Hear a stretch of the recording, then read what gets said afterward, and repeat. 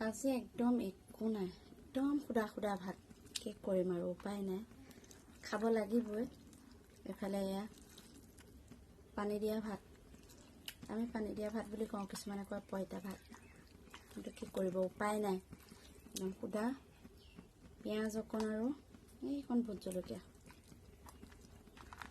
তাকে খাওঁ আৰু কি কৰিব, উপায়টোতো নাই ন। কেতিয়াবা দিন পৰেই এনেকুৱা।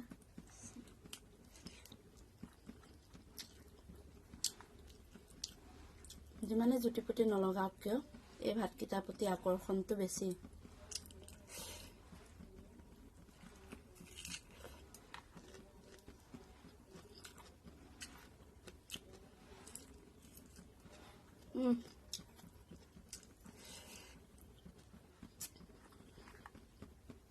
কি ধুনীয়া লাগিছে খাবলৈ ভাতকেইটা বা।